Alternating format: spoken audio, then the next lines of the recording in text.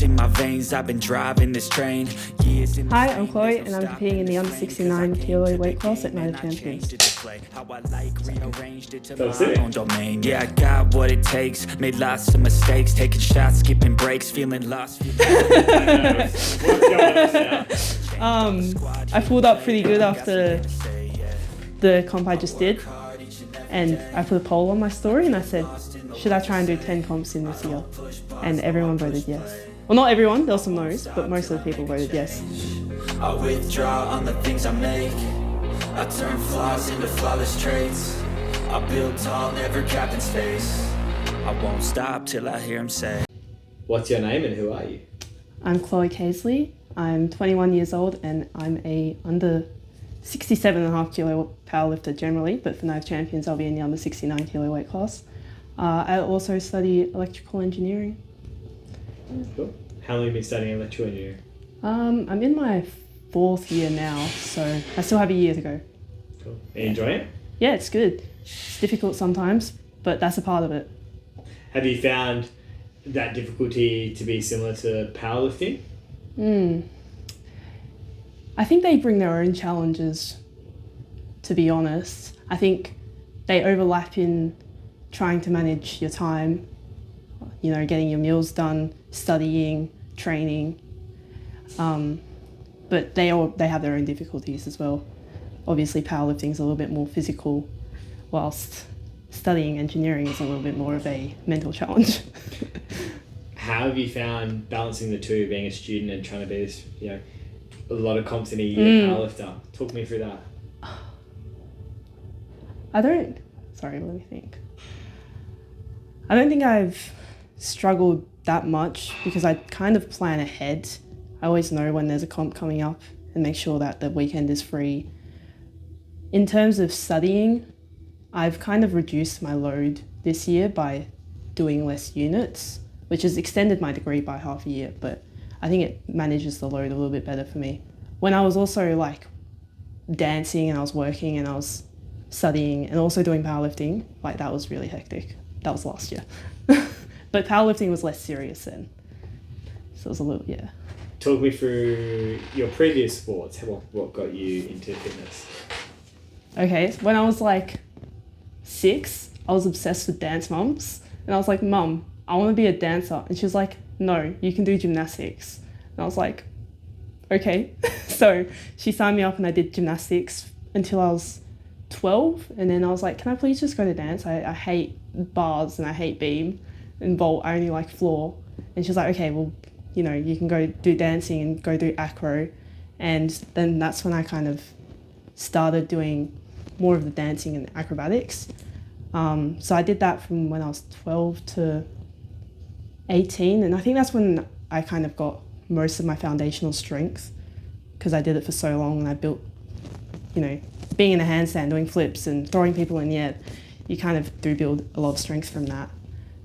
So yeah, when I was 18, I stopped and then I did it again last year with Abby, just for a year.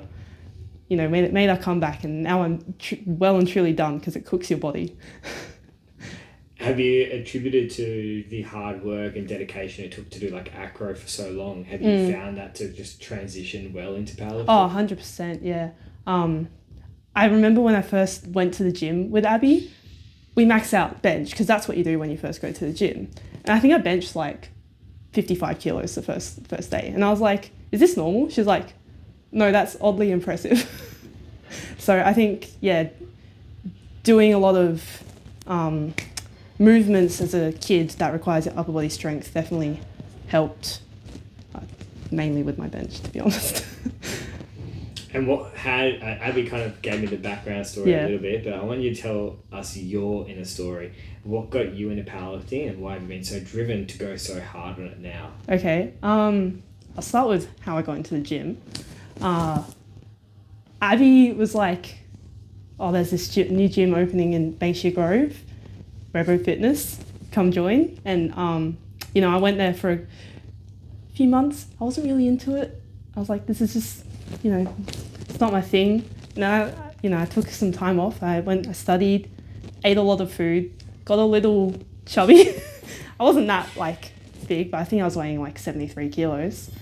And I looked at myself in the mirror. I'm like, oh, I used to be like 65 kilos last year. So I messaged Abby and I was like, can I come back to the gym? And she was like, yeah. So I started to go again. I took it a little bit more serious this time because I had a goal, which was to lose weight. And obviously we were still maxing out bench every week. And we got to 75 kilos. And I was like, I think this is a really good bench, Abby. Mind you, our ass was off and it was all bounce. But I was like, Abby, I think we should do powerlifting. And I Googled around, I looked at a few gyms, Ruchi's here, House of Pain. And I was like, House of Pain's really close to us. So I sent Adam an email going, hey, me and my friend are interested in doing powerlifting. Can we come trial? And we did a class. And then we were just doing 3 classes a week at House of Pain because they do group classes. And we were going to do the Ruchi's novice comp, but then Ruchi stopped doing comps. And Adam was like, okay, we'll do a novice comp. And yeah, so prepped for that just by doing the casual classes 2 or 3 times a week. And then after I did this novice comp, Dilly was like, you want to get some coaching? And I was like, yeah, okay. And yeah, ever since then I've just been getting coached by Dilly. See. Did my first sanctioned in October last year. Now we've seen quite a big rise. What were your numbers when you'd done your first one comparative to now? My first novice comp? Yeah. I squatted 122.5 kilos. I benched 80 kilos and I deadlifted 145. Now my numbers are 165 kilo squat, a 102.5 kilo bench, and a 175 kilo deadlift. So that's like a year and a bit worth of progress. Did you think your progress would go this way? No. I remember at the end of last year, my numbers were 145 kilo squat, 87.5 kilo bench, and 160 kilo deadlift. And I was like, okay, I'm going to set my goals for 2024. And my goals were to squat 160, bench 95, and deadlift 170. And I smashed all of those within I don't think it took me that long. June I would have achieved most of those. And I mean, plus some now, so yeah. So talk to me, what's one thing that you know now that you would tell Chloe from a year ago? Don't max out on bench every week. No. I think in a proper sense, don't lift with so much emotion. I was going into the gym and if I had a bad day, then my lifts were going to be bad. I just kind of have learned to come in with the same mindset every week, as opposed to last year I was coming in and my lifting was really dependent on my mood of that day. What made you, that sounds like a really mature decision, really great. What made you come to that? What made you decide okay, it's actually what's affecting it? Yeah. Probably isn't to do with what's going on in front of me, the challenge. It's definitely the men. What made me come to that realization? When I was, having bad days and my lifts were going bad and, Dilly or Emma or someone from the gym would step aside and be like, you've come in and you've come in thinking it's going to be a bad session. If you come in with a better attitude and better mindset, then, it's going to be better. And kind of just apply a procedure for the lifts. Once you flick your belt or something, you're focused and it doesn't matter how your day was. You're definitely an engineering student. Have you found the processes starting to this is what I do here, this is what I do there? I wouldn't say the processes, just focusing. Cool. Yeah. Who's your greatest role model and why? See, this is one of those questions I was didn't really know the answer to. In terms of lifting, I don't think I have a role model. Most of my inspiration would come from the people around me because I actually see the hard work they put in and the results they get. More if from a life point of view, maybe my mum, because I know she's had a lot of hardships and she's always pushed through, and I think that's inspirational. Are you and your mum really close? Yeah. Nice. Yeah. I think a lot of people have brought up family being the main driver for them. Is that something that inspires you? You're lifting, or I lift and it's my mum's, I'm doing mum proud. I don't know. I'm trying to do myself proud first. See, so good. What's your most memorable moment in powerlifting? Definitely nationals so far. I went in, I was like, I knew there was potential to podium, but I didn't expect to win. So that was a shock. And when I failed that final deadlift, I got off the platform and I'm like, yeah, okay, we've just gotten third because I failed my final deadlift. And then the girls after me, I don't know if they were making mistakes, but they just pulled for second place and they let me have the win. And I was like, what?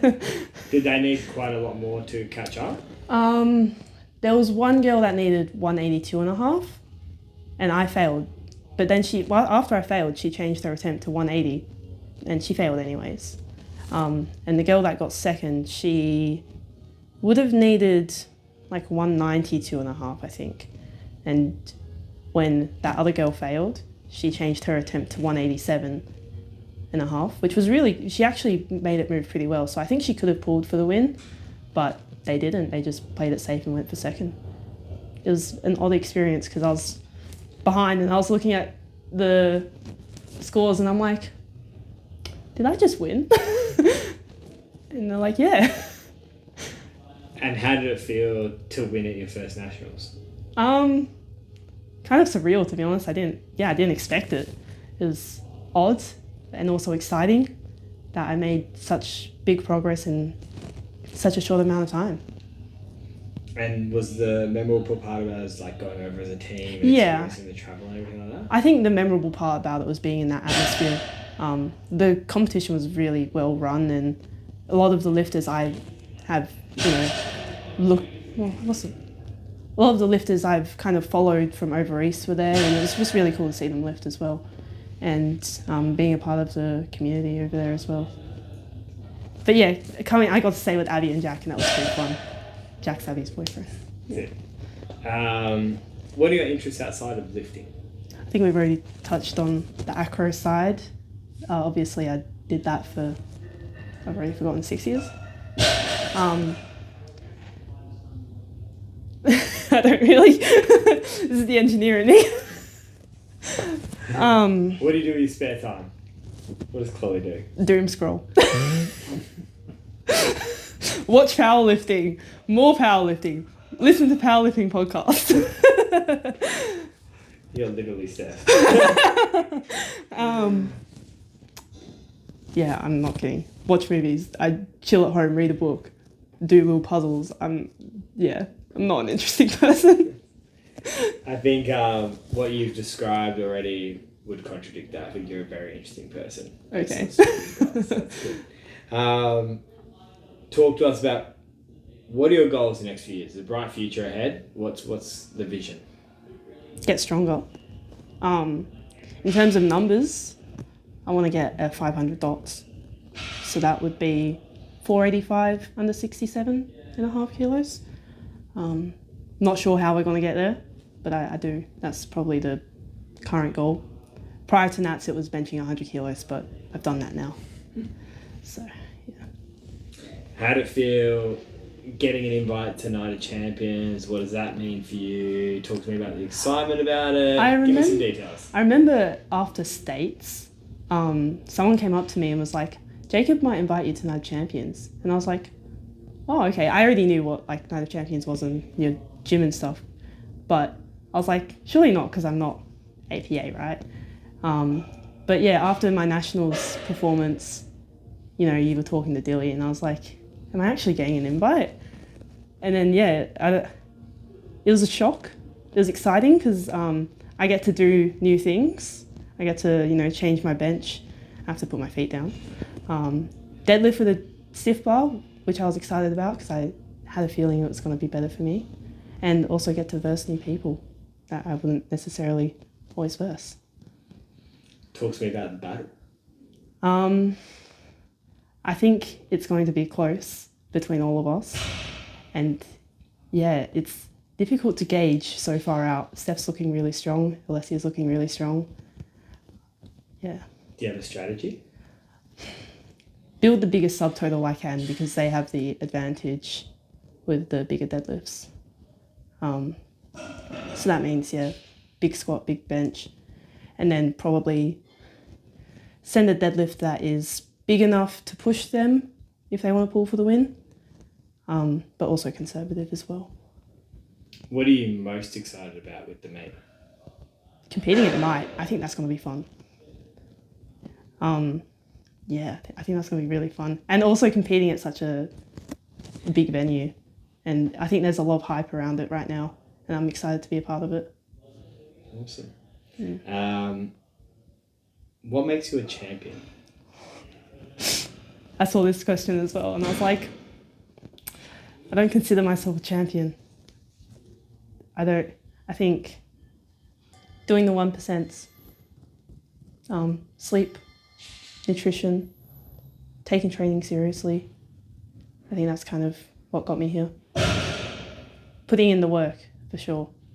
You don't get to be a champion by being lazy. For sure. Nailed it. Any call outs for the other two people? What do you mean? Anything you got to say? Bring it on. Sick. Anything else, Chris?